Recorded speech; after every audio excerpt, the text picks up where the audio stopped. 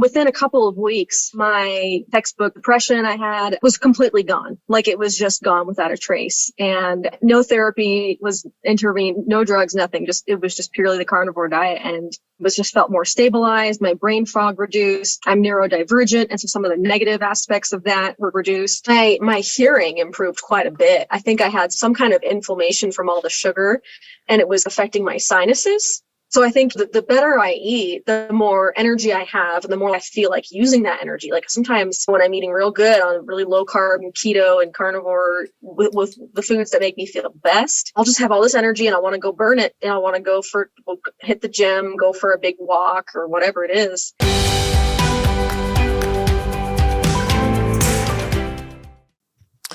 All right. Good afternoon, everybody. I guess if you're Lark, you're morning. We have a guest, Marina, and I'm guessing it says Shanti on the name. Is that actually Marina? I'm guessing it is. All right, let me get you unmuted and we'll get going here. Just give me just a half second here. Thank you. There we go. Now I got it. Perfect. Thank you. All right. Welcome, Marina. Thank you for taking the time to do this. I always enjoy talking to people and hearing about their individual successes. So I guess we'll start with just asking, if you don't mind sharing, what part of the world are you located in?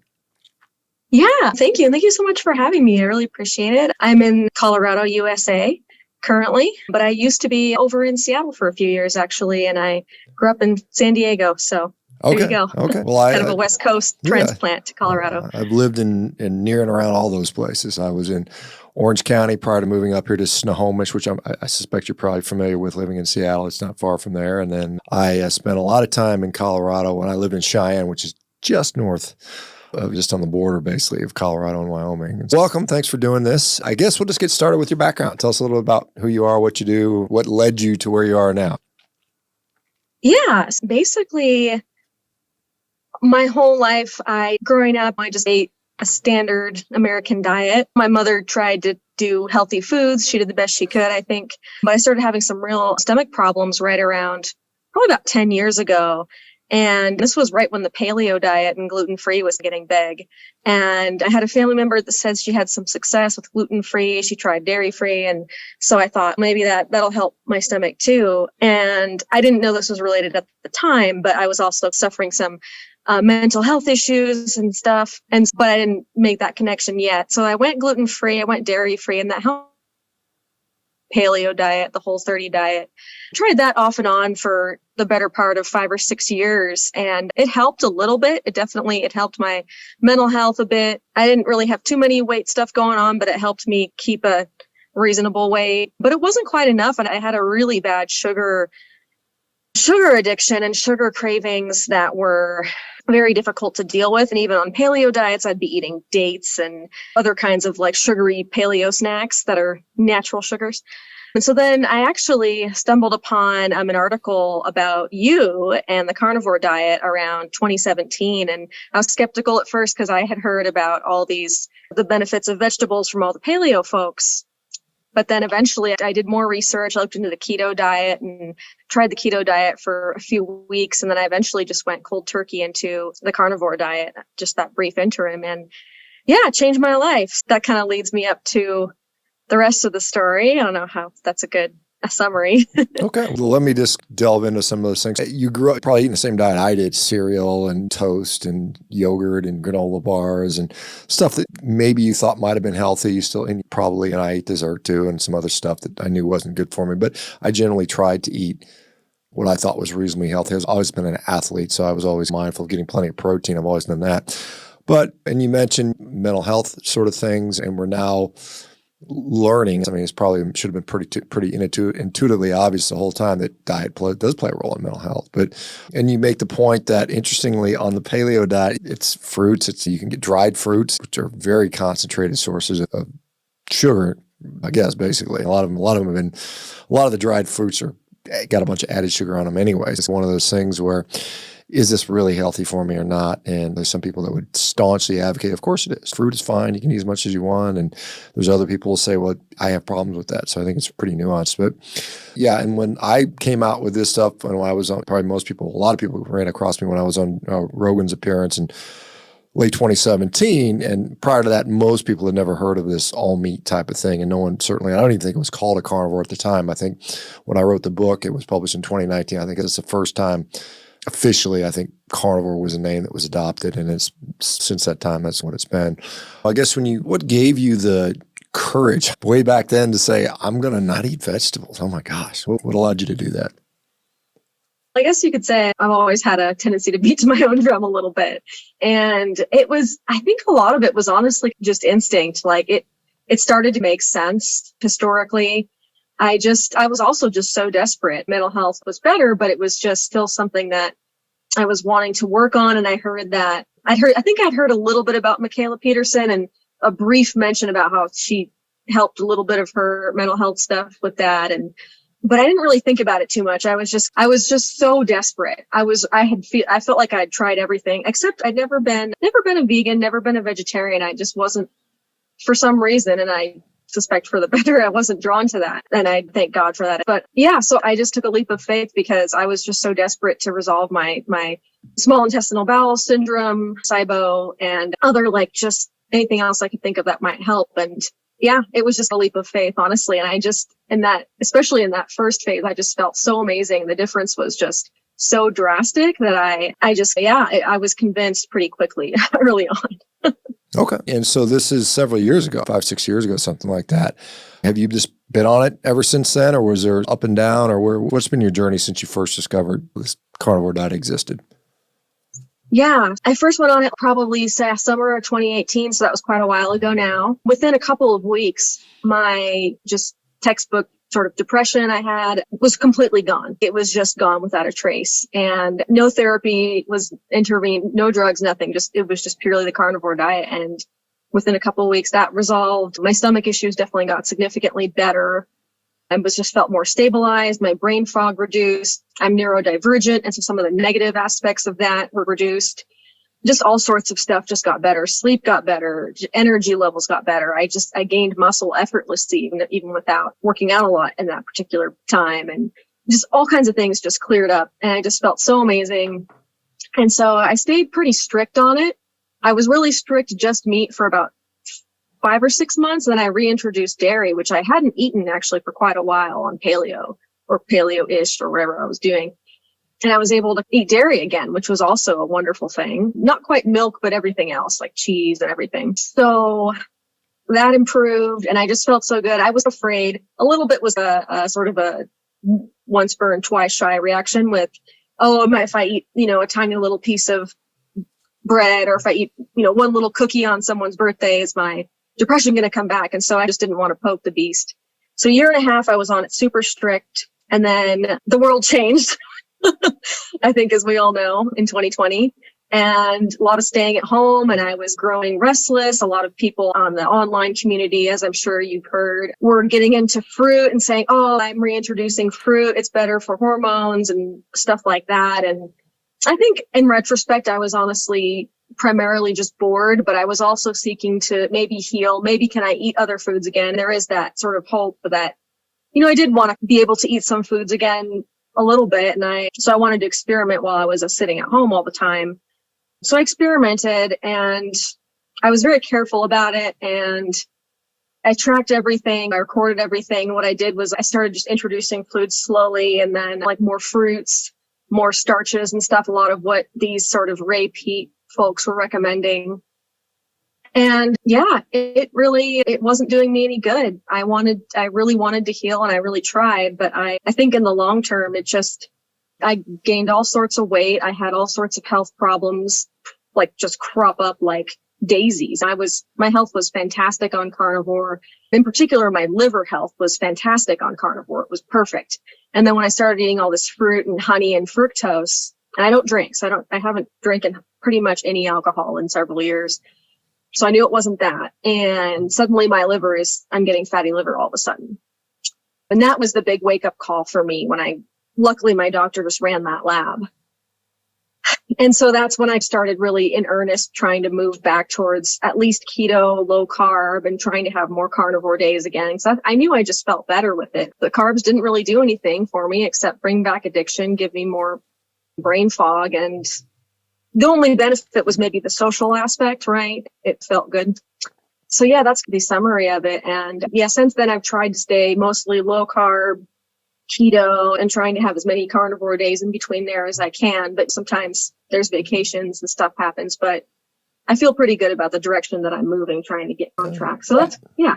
Yeah, certainly I applaud anybody for experimenting and seeing. Like I said, I've never been one to dogmatically preach carnivore is the only way and it's the only thing you can do. I'm always like, seek to find what works best for you. And I think that it's fair that you try it and then your objective say this did not work for me. I feel better on mostly meat or all meat or something like that. Now, I do want to, if you don't mind, I want to dive into something you slipped under the radar a little bit. You said you were neurodivergent. Now, that usually is often associated with things like autism spectrum disorder, Asperger's disease, ADHD.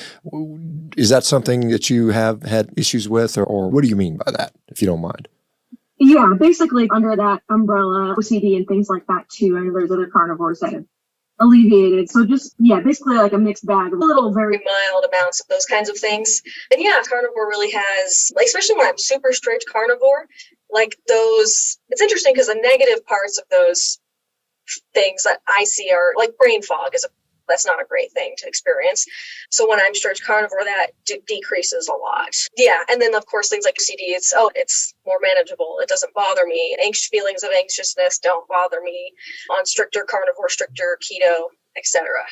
Yeah. Okay. Thanks for that. Because there's a lot of people that are either on autism spectrum disorder or you mentioned OCD and things like that, where they do know that they're cognitively a little better, their mood is perhaps better. There's no the perseverations that some people have seems to abate. So there's that is something that I think we need to explore more with dietary interventions. And there's some people out there that are doing that, thankfully. But you're just one more example of somebody that at least can appreciate a benefit from that. Let me just, because you're here in this 23 right now, where were you, if you could contrast, this is me at my worst, and this is me at my best, where would the major contrast points be? You mentioned weight and things like, did you lose a bunch of weight? What things changed the most for you? Yeah, I would say before the carnivore diet, I wasn't at my worst with things. I think that was probably before I started paleo gluten-free experiments. So that was the bridge between real low and then the paleo stuff did improve quite a few things to a mild degree. Carnivore was just a drastic drop off for me, especially with the mental health stuff. Let's see. I never really had a ton of weight to lose before, but I did drop about 15 pounds going carnivore that I was perfectly happy to lose, perfectly healthy to lose. And yeah, just drastically, the mental health stuff was really a thing. I definitely have researched quite a bit into the gut-brain connection, especially talking about neurodivergent stuff and other kinds of different neuroscience and brain connections. But I think there's just such a strong connection there, especially with carb cravings and things like that. But again, bit of a can of worms. And then as far as the worst end of the spectrum, yeah, I think, just trying to reintroduce fruit and honey and doing various different experiments. Like, I appreciate that some people feel all right doing that, but it was pretty disastrous for me, especially for my weight. I definitely gained a lot of weight very quickly, and I'm still working on losing that. I have been able to lose some of that, which is good, but it's definitely been a struggle. It doesn't come off as easily. And so that is a big kind of red flag for me with the fruit stuff. And so that was drastically on the other end of the spectrum. My mental health was okay. It wasn't as great as it was on strict carnivore, but when I was experimenting and stuff, it never went back to being super terrible, which was great. But it wasn't nearly as good as it was on carnivore or keto. Fair enough. So that's the drastic swings, I guess you could say, some of the biggest ups and downs. Okay, let me just delve a little more into the fruit and honey thing, because some people would say that fruit and honey is not bad for you. You can eat it. There's no problems with that. And I guess the question would be, did that drive you to consume other things that were bad, or was it just you just felt bad eating those things, or was it a combination of both? I experimented in different phases, if you will. So I would go for periods of time eating just mostly meat and then some fruit and honey with it. And then I would go and experiment doing a sort of a Weston A. Price framework where I would be having a little bit of sourdough, liver, and things like that. which I guess is technically carnivore anyway, but what's some other ones? Like potatoes or other sweet potatoes, like natural, paleo kind of thing. So I would have a phase like that. And then I would have a phase that was more like repeat. And then on occasion, I'd have takeout, but I tried to stay, for the most part, fairly consistent throughout most of these experiments. And every single time, it just didn't work out super great. My gut was just all over the place with getting messed up. Yeah, and then with the fruit and honey, it was hard because there were the cravings that came back, and it just, the carbs incite the carb cravings, and it just keeps going. So I would say that I experimented with kind of like a repeat style. I experimented with just fruit and honey, and I experimented with a more broadly open Weston A. Price paleo sort of intermediary space. It sounds like the result was pretty much the same. You didn't feel as good, and you started craving things more. And that's because people ask me, well, why don't you just eat? Why don't you just put a little fruit in? It's not going to hurt you. And like I said, look, I'm the same way. If I start eating, I just get hungry, and I just want to eat more and more. And it's so much easier to keep my appetite in check because I'm a big guy that likes to eat. I could easily sit down and eat 6,000, 7,000, 8,000, 9,000 calories a day if I wanted to, or if I was driven to do that due to hunger, but now I'm able to keep things under control. There is a real, I think, something going on with that. What does your diet look like today now? What are you eating? What are you eating this week? What would a week of food look like for you right now? Yeah, I do kind of meal prep a lot of burger patties because I'm on a tight budget. And so a lot of burger patties, like I'll do tinned fish, tinned oysters. I like those a lot. Tinned, what are they called? Sardines. I do still do dairy, so I'll eat those low-carb yogurts a lot of times, or a little bit of plain yogurt, low-carb. Cheese. I'll do a lot of eggs and omelets. I actually experimented with not eating eggs for a long time. So when I was on carnivore, I wasn't eating eggs because I thought that I had some issues with it. But that was one thing that was a successful reintroduction, and thankfully a carnivore-friendly reintroduction. So I was pretty excited about that one. It's very affordable. So a lot of eggs, like omelets and scrambles and stuff like that. Pre-packed bacon is a favorite on the go kind of food. And sometimes if I'm doing some keto stuff, some mushrooms, some tomatoes and things like that. And then here and there, special night might be a little bit of a cheat night and stuff like that. But I generally feel like I've done pretty good staying in a low carb spectrum. You said you have to be mindful of a budget, and that's one of the things a lot of people will say. You couldn't do a carnivore diet because it's too expensive. What, if you don't mind sharing, how much approximately do you spend a week on your food, or do you even know roughly, or what do you think you spend a day, or could you approximate that? Yeah, if I'm really trying to stick good to a budget, it can be as affordable as $80 for a week, with eggs, even probably like less. And again, I know for some people, they might not see that as affordable when you're eating just animal products. It's a different ballgame, obviously. So somewhere in that range, I think, and it can vary up and down based on eating out or whatever. Yeah, but that is something that I'm very mindful of. And that was actually part of my excuses to myself, I think, back when I was experimenting around, because I would say, oh, rice is cheap, bread is a whole lot cheaper, just per dollars per pound or whatever, right? So that's something to think about. But this diet can definitely be done a lot cheaper than people think, especially if I don't always worry about grass-fed or wild free range and all that. Sometimes I try if it's a good month, but I do think that I am of the belief that I think that conventional eggs, conventional meat is still a perfectly good option. Yeah, I would concur. I've just been around long enough to see many thousands of people reverse disease, do great on grocery store meat, and so I don't ever push that you must do it this way. There's reasons you might want to prefer one or the other, and some of those are environmental or whatever. But to tell people you must eat pastured eggs and grass-finished beef to get results, it's just not true. There are some people where it makes a difference, but for the most people, it doesn't. What about negatives?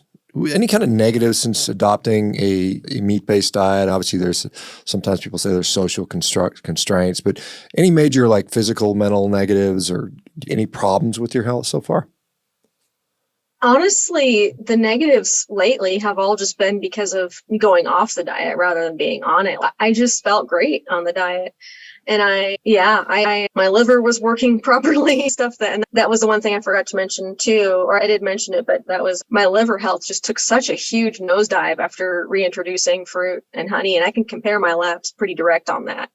And the scariest thing about that is the liver, and especially for my own stuff, the liver stuff is either very subtle or totally asymptomatic. So you might not know you have it until you actually get the labs back from your doctor, if they even bother to take the labs. So you could have this degenerating liver and eating all the fruit and honey in the world, and then one day you wake up and don't even know it, which was scary to me. So I'm so glad I caught that. And again, I do think that is a direct cause of all the fructose, for me personally anyway. And I know that's... Let me just press a little further on that issue, because when you say the liver health, now I assume triglycerides went up, maybe your liver function enzyme test increased, which often indicates liver inflammation or something along the lines. Sometimes it's associated with fatty liver, depending on what they are.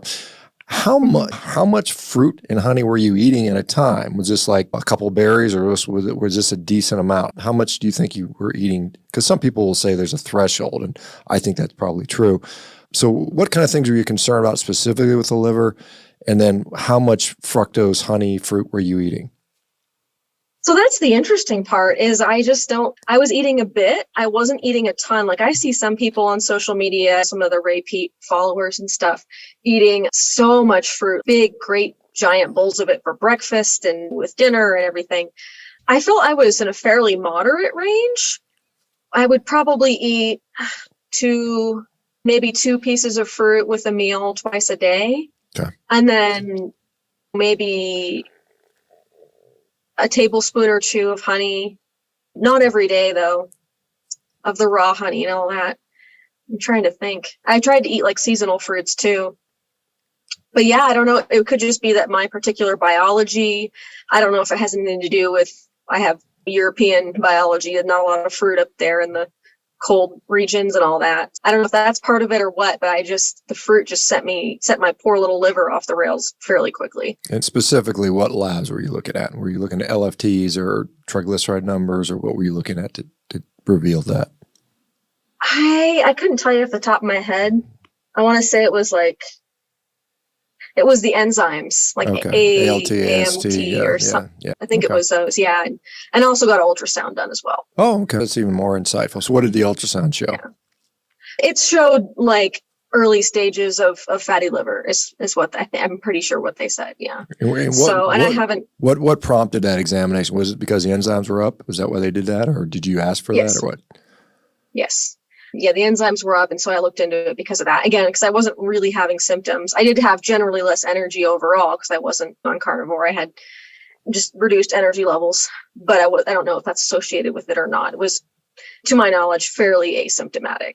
Okay, and you said I think you said it resolved. How do we know it's resolved? Did you repeat an ultrasound? Did you check enzymes again? Or what's giving you the confidence to say I think it's better now without the fruit? Oh, so I don't claim it to be 100% resolved. I haven't got it checked in a while because I've had some health insurance difficulties lately, although I do plan on getting it checked again soon. But I was getting it checked as I was returning to low carb and lowering my carbs. And it was almost this perfect correlation of the enzymes were getting better as I was lowering my carbs. Okay. So you had a number of different enzyme checks and it went down. Okay. Yes. So Yes, I had a few different, and it was like a perfect correlation of the less carbs I ate, the more the enzymes improved. It was, yeah, it was interesting. Yeah. But I'm hopeful to get it checked again soon, but it's just, I got to resolve my health insurance stuff. But yeah, so I'm hoping that can be, because I have heard of people who have just had pre-existing fatty liver and they resolved that on carnivore. I think from your website, I've seen quite a few, and that was encouraging too. I went back and looked over those. Yeah, there's a number of people with fatty liver that's resolved, and there's studies on there looking at very low carb ketogenic diets that have shown the same thing. So it's not surprising at all to see that. Remind me, I don't know if I asked you this, but what do you do for a living? What kind of work what do you do for typically? I used to teach for quite a while, both here and abroad. I taught. And then currently I am actually working in office administration in the construction industry. So I do an office, but I'm working at a fabrication shop. So how have you does your diet, does anybody notice at work? Are they saying, what are you doing, just eating meat, or do you eat at work, or I don't even know what's happened, or is it not an issue? Yeah, it's never really been too much of an issue. I mean, sometimes someone will bring in free something unhealthy that's tempting and to nibble at and everything. But yeah, no, it's pretty it doesn't really come up too much. If I ever decline something, I got to stay low carb, sorry. But there's some people in there are very fitness oriented and health conscious, and they have their protein shakes and they get it. Yeah, it's not really too much of an issue. Typically it's been a bigger issue with like family and friends. Especially with family, that's the hardest. That's more the hardest part of it socially. Actually, circling back a little bit, you asked what was a difficult part about carnivore, and that was the one thing is socially with family and friends for sure. It's awkward to explain everything every time to everybody and decline all the food. People feel bad. You don't want to eat this. Oh, okay. There's that element to it, and that's definitely been the hardest part of it coming out of the 2020 era and all that. So just on the social thing, do you have any, I don't go out to eat restaurants very much anymore because it's such a waste of money from my perspective for what I would want to eat. Why am I paying $80 for this steak when I can make it at home for $10 or something like that? But when you go out or you have a family get together or meal or something like that, how do you deal with that? Do you eat before you go? A lot of people will pre-eat like I would do that. I just eat before I go and then I'm good. If I'm hungry, I won't be very hungry. And if there's nothing I can eat, if there's something I can eat, then I can nibble on that. But how do you negotiate that? What's your strategy been? Yeah, so I have a number of different strategies and ways I approach that. One of them, yes, definitely I call it the pregame. I'll have some bacon or some tinned fish or something beforehand, or whip up a couple hard-boiled eggs or whatever. Sometimes I'll do that, and that definitely helps. And then I can nibble on a little chicken salad or something wherever if I'm at a potluck. One strategy that was really successful, and it's not my favorite because it's a little wasteful, but someone said somewhere is people don't notice what you eat as much as what you take. And so sometimes I'll just take a little bit of everything and just kind of push it around and not really eat it. But then that way nobody notices. They really don't.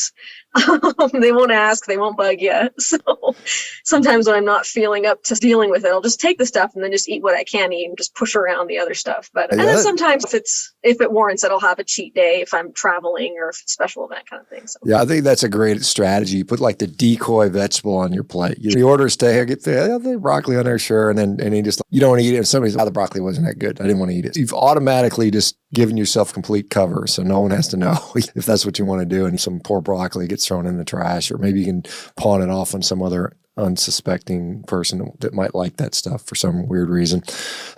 I'm kidding.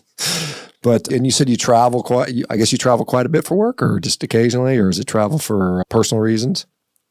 Oh, just for personal, stuff. Just I don't travel too much. Every so often comes up. So I'm still navigating how I want to balance that. Sometimes I'll try to stay on a low carb framework, which is a lot easier. And then sometimes it'll just be enjoying the moment kind of thing. And so I'm still a little bit working on a balance, but I think there's something to be said for if I can get away with it. Sometimes I can. Sometimes my stomach gets upset and I suffer the consequences of a cheat day. So I kind of work around that. There's something to be said if you're in Europe, like I was recently, and you want to enjoy certain meals or something. So there is that. There's also something to consider with the low carb. Sometimes going in and out of ketosis, you want to keep it more consistent, I found in my experience. So that is why I do try to stay within a low carb range as much as for long stretches as possible, because going in and out of ketosis can sometimes be challenging, especially bathroom wise.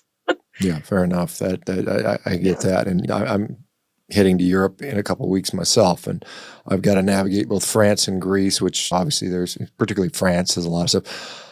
Honestly, I'll probably be fine. I've done it before. I just got back from Portugal and no problem staying carnivore. I was just in Texas traveling. That was super easy in Texas, as you might imagine. But what about, have you noticed anything, like some people just notice like weird stuff about carnivore? My eyesight got better. I stopped itching, or I stopped. Like for me, the one thing I think is hilarious is I never get the hiccups anymore. I'm just like, and most people don't, they think, wait, I have a hiccup. Last time I hooked up was 2 years ago. So have you noticed any kind of just weird sort of things, revelations since you've been doing this? Oh, absolutely. Definitely. Especially when I first went straight to carnivore, there was just this whole host of weird little things, exactly like you said, that got better. Just less weird itches and a lot less hiccuping. What was it? My hearing improved quite a bit. I think I had some kind of inflammation from all the sugar, and it was affecting my sinuses. And so that was one thing. And I noticed this because I would be in my car and my CD player would be on. And then I'm like, who turned this so loud? But no one else had drove my car. And I was turning my CD player down, things like that. Just, a lot of little stuff just improved so much. It was just wild. Like all these things, you wouldn't even never have thought about it until you noticed it was better. So. Yeah, it's interesting. You said your hearing has improved. I've heard a lot of people talk about eyesight improving. I've seen, and many people, maybe if they're not somewhat so in tune to that, won't notice a subtle change in hearing. But I've had musicians that say they feel like they perform better. They sometimes will comment on their ability to hear and pick things out. And so it's very interesting to see how those things work. Do you, as far as other health behaviors, has this been in concert with other things, focusing on sleep and activity, or has it been strictly just diet alone, or other things been involved? Yeah, that's a good question. Especially in the beginning, it's like all these good things were were instigated by carnivore. So like it's a virtuous cycle, right? So I was, especially in the beginning, I wasn't really exercising a whole lot. I was doing my little daily walks and things like that, but I wanted to just see how it went. And I was gaining muscle even without changing. I wasn't exercising much at all at that time. And I would just because I was eating so much protein. And so I think that the better I eat, the more energy I have, and the more like I feel like using that energy. Like sometimes when I'm eating real good on really low carb and keto and carnivore with the foods that make me feel best, I'll just have all this energy and I want to go burn it. And I want to hit the gym, go for a big walk or whatever it is. And then that in turn, both of those things also help me sleep better. And the sleep better gives me energy too. It's just this virtuous cycle that feeds into itself that just contributes to feeling fantastic. Yeah, and I'm always excited to see that, because a lot of people, when they start and they are in the opposite direction, they're in this negative downward spiral, so to speak, and then you put the brakes on that by changing your diet, and then you start to feel a little better, a little less inflammation, you maybe have a little more energy, and then you say, oh, maybe I'll get up and move a little more, and then you start moving more, and then you said you get in this virtuous cycle, as you call it. I think that's a great way to describe that, and so that's fun to see, certainly. So let's talk about maybe goals that you have. You said you're not quite there yet, but what do you got left to do? What do you think? Yeah, essentially, I'm hoping to establish a balance between I want to be on this diet or similar as much as possible, and then be able to just really intentionally and mindfully, when I do want to go to Europe and have a cheat day or whatever, I can mindfully get on that and then get right back on the wagon when I'm back, or Christmas dinner or whatever. So I want to be able to enjoy these kind of key social moments of life and discern which moments are worth that for me in my own health journey. I know everybody's a little different philosophy on this versus what's a cheat day that probably didn't need to happen, that kind of thing. And I think eventually I might like to heal enough to just eat a little bit more of a range of keto foods. Because when I say I do keto, I have pickles and tomatoes, but it's not really a keto in the full sense of it, because there's just so many vegetables that just give me such a hard time. Vegetables that I actually enjoy the taste of, and just so for variety and for taste, it would be nice to be able to heal and eat a bit more of those. But ultimately, I think it's, for me, the way I see it, it's up to God, and we'll have to see how it goes. But yeah, I would like to stay carnivore-ish, low carb as much as often, because outside of my own specific health issues, I do think that this is a good way to invest in my health and longevity based on everything that I've learned over the years. Yeah, fair enough. You've got 50, 60 years or whatever. I don't know how many years left you got. It makes sense to find something that's going to be sustainable for you over the period of time, and knowing what works for that. I think that's one of the struggles a lot of people have. They just never find out something that actually really works for them, that they can reproducibly use at times. And like I said, I'm not an advocate for cheat meals or doing that, but if it happens, and the good thing is if you can not turn that into a 6-month disaster. And I think that's a good to be able to land the plane again. And it's just because I see that very often. And it's funny, as I've been doing this, and I see people that will go, first I'll have people that think it's totally stupid. And then 3 years later, hey, I thought you were crazy, but now I think it's a good idea and it's helped me. And then there's people that will do it and they're like, that's the best I've ever felt. But then I had Christmas and a year goes by and they're like, and then they're getting back to it. And I think we see that as something that is a very powerful way to reset things, if nothing else, or fix things that might have gone wrong. You'd mentioned some lab work regarding the liver. Now, of course, the criticism to this is always often about things like LDL cholesterol. Is that something that is an issue for you, or as far as, is it elevated? Is it normal? Some people see it go up. Some people don't. Some people actually see it go down. So I'm just curious, Any information or insight on that? Yeah, so that was, speaking of labs too, I did want to mention the other thing that was, I totally forgot about it. The other thing that was really starting to get worse when I was reintroducing all the fruits was my blood sugar. So that was a huge issue as well. And I've been working on that, and that's been, but yeah, to answer your question, yeah, that is definitely something that has been controversial. I do feel pretty confident, at least for myself, right? With all the research I've done through resources that other carnivores have put out there, that you've put out there, that, who was it? I can't remember who, but someone made a website called, I think, Cholesterol Code or something like that. I found that to be incredibly helpful. And just the history of the whole cholesterol story and how shady all of the how it came to be a thing in the medical community. And so based on all those things, I feel pretty confident about the way that I see cholesterol. And so yes, mine particularly, it did go up with carnivore. However, there were certain things that I looked at. And one of those things is that with the LDL particles, there's two kinds of particles. This is like a really colloquial way to put it, but there's hard and dense ones, and there's fluffy ones. And it's said that if you have more of a concentration of the fluffy ones, and again, don't quote me on this, but this is from what I'm remembering, that's it's better and it's fine. It's when you have the hard ones when it becomes a problem. I also paid attention to my triglyceride and HDL ratio. And again, when I was on carnivore, that ratio was perfect. So that was a positive thing too. But the LDLs, were elevated. And again, I don't really have anything to compare it to because I was only 27, I think, when I was doing this. So I don't think I'd gotten my cholesterol done before. I hadn't remembered. And they did dissect the particles down to the next level, and it was those fluffier ones, which were said to be a better sign. So I wasn't, because of that and because of all the research I did, I just wasn't worried about it. And again, I think it's a very controversial topic, but my other health factors, like everything else about my health, was literally perfect on the strict carnivore. So in the context of the greater health too, and not just this myopic little number, I also felt confident, and it's not something that I really worry about. Yeah. Okay. Fair enough. And I think that's something that I think ultimately we don't know for sure. I'm not going to be the guy that says ignore cholesterol. It's not a risk factor, because I don't think we can quite make that statement. But it does seem to be more and more nuanced, and more data coming out all the time suggesting that perhaps it's not the problem that we think it is in certain instances. Now, the majority of people in the U.S. and other Western countries who have awful diets and everything is a disaster metabolically, then probably cholesterol is a bigger problem in that situation. But again, I don't think anything is 100% yet. But you've got, presumably, if you're ordering labs, are you doing them yourself? Are you going through a physician, or I guess if you had an ultrasound, certainly a physician. So has a physician commented on what you're doing, diet strategy? Do you share that with that person, or no?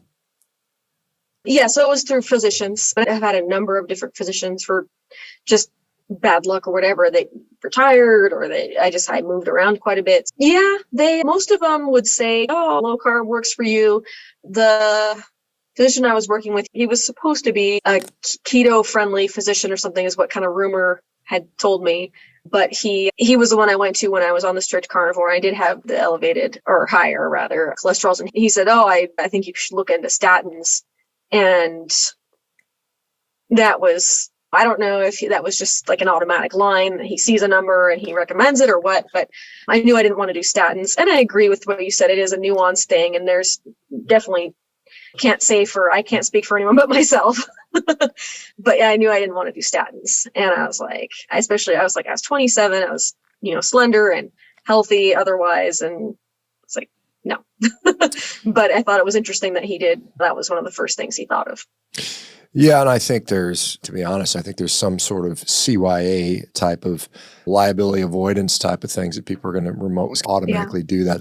They practice defensive medicine because we live in such a litigious environment that, like I said, even if I remember when I was prescribing diets and ketogenic diets for patients, I didn't write specific. I would say discuss diet with patient. I didn't go into the details of what diet I was talking about because I wasn't sure if that was this is when Professor Tim Noakes was getting run through the ringer for recommending a breastfeeding mom, eat, a whole food diet basically, and not eat a bunch of, rice cereal or something. I can't remember what the deal was, but it was something along those lines. So yeah, there could be some of that. They're just like covering their butts and they have to say it. And then, maybe they don't push it as hard as some other ones would, perhaps. I don't know.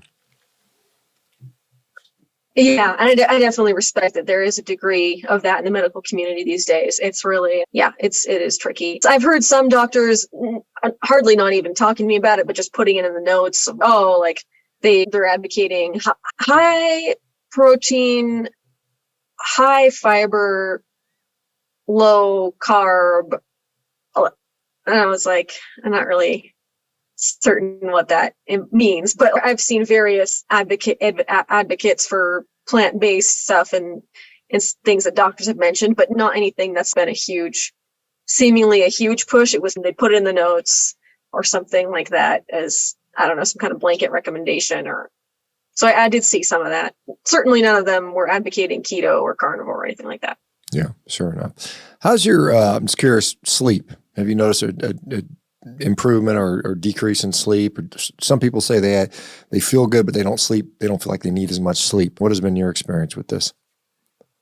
Yeah, so definitely when I was on super strict carnivore with just the lion style diet way back when, I was sleeping good and I would have energy all day. And then right around bedtime, I would suddenly get tired very quickly and then go to sleep very quickly. And I would need about 6.5 hours, which is a little bit less than usual, but I would still feel pretty good. When I was having dairy, the length of sleep increased. And I still felt good, but it made me feel better that I was sleeping longer, like just in case. And then my sleep was a little up and down when I was doing all the carbs and the reintroduced honey stuff. Definitely, especially when I had like wheat or certain carbs. Sometimes it was rice, sometimes it was wheat. It would go all over the place. But my sleep was definitely worse when I was eating various different types of carbs. Yeah, I've never had too many sleep issues. There was a period of time when I was waking up in the middle of the night, but I think that might have been related to outside factors like other people in the house getting up or whatever. So yeah, lately with sort of the low carb that I've been doing, my sleep has been pretty good. But yeah, I would say overall in the whole going animal and meat based has just definitely improved my ability to sleep. And again, it was another thing that was improved a bit by the paleo stuff and then got really great with the carnivore. I didn't even think about it. I slept so good. I guess one other nuance with this diet is some people they say they'll do better with a very high fat approach. Some people, like myself in particular, I tend to be more protein centric. I still eat a lot of fat, but it's not quite to the level some other people do. Do you concern yourself with that, or do you notice a difference? Higher fat, lower fat, more protein, less protein? Does that affect you in any way? I definitely would say not super high fat. I would say a balance, but definitely a little bit more fat. I usually do a little bit better personally. Yeah. When it's like more pure protein, I'll tend to get a little hungrier, a little quicker. As you might be aware, it's like, for whatever reason, a glycogenesis or whatever it is, it seems to burn off a little faster than when I have plenty of fat. For me too, it's also like mixed types of animal products will often be helpful as well. So there's steak and then there's shrimps and then there's an egg or something. That's helpful too. And like different types of fats slightly with each of those. So that seems to help. Okay, so fair enough. That's interesting to hear. Do you participate in social media? Is that something you delve into or do you avoid that stuff? I used to more. I'm still on there, Instagram. And yeah, I go off and on with it a little bit. It's definitely been helpful at some times and not helpful at others. Although I credit a lot of my success of carnivore to the Instagram community. So it's tricky because it can be great. And other times it can be just lots of dramatic stuff happening and then I spend too much time on it and it can be distracting. So I'm a little bit up and down, but yeah, I do still go on there. So yeah, it's definitely two-edged. I spend a lot of time on there just by virtue of what I do. It's trying to get the message out there, and this is a medium that we have to utilize it. And yeah, a lot of good things happen. Like I meet people like you, and I've been able to reach many thousands of people now, and yet there are certainly negatives associated. It's a time suck. Sometimes it just gets you keyed up and mad about things, which you probably could care less about otherwise. And so, I mean, there's definitely that type of stuff. When you were on social media with an Instagram, did you have your own page? Were you posting carnivore related content or did you stay away from that? Yeah, a little bit. I focused on just what worked for me. And I also explained how fruit and honey were not working for me. And there was a little bit of involvement there with that. But Yeah, I wonder how that was received, because I read many of the comments that I see, and whenever you post about fruit, honey, or something, there's like a grouping of people that are very much, yeah, it's the best way, and then there's another grouping of people say, no, it ruined me. So it's funny to see that. I know they're sometimes very, maybe even ideologically motivated. I do what's working for you type of thing, and I don't really push one way or the other particularly. I know it works for me. I don't do that personally because it just doesn't work well for me. But I'm not going to tell somebody they shouldn't do that. But I'm also at the same time not going to tell everybody they must do that, which is what some people seem to maintain. If you don't do that, you're going to have cortisol issues and your thyroid's going to tank and all these things. And I'm like, it doesn't seem to happen for everybody, at least, or that many people. But interesting. We're unfortunately running out of time here. Anything else that you want to share that we didn't get to touch on? yeah, I think I pretty much touched on most of it. Yeah, I am cottagecore.carnivore on Instagram if anybody wants to check out my page. Overall, I say I agree with what you just said. I think it's important to do what works for you. That's what I've always felt to be good. And I also think it's important to educate when there are potential dangers of too much fruit or et cetera, something to watch for. If it really works for someone, good for them. But if it's not working, then there might be other considerations. Yeah, on the whole, I don't think every single person needs to be on a strict carnivore diet forever. I'm not in that camp. But I think animal products are just really essential to optimal health. And I've found so much healing and almost miraculous effects from predominantly meat diet for me. So, yeah. That's awesome to hear. And thanks again, Marina, for sharing your story, and appreciate what you're doing. Good luck to you. Thanks for being here. And the rest of you guys, thanks for joining in. We'll be back again tomorrow again. If I don't see you guys, have a good weekend. All right. Thank you. Appreciate it. Thank you so much. Appreciate it. All right. Bye-bye now.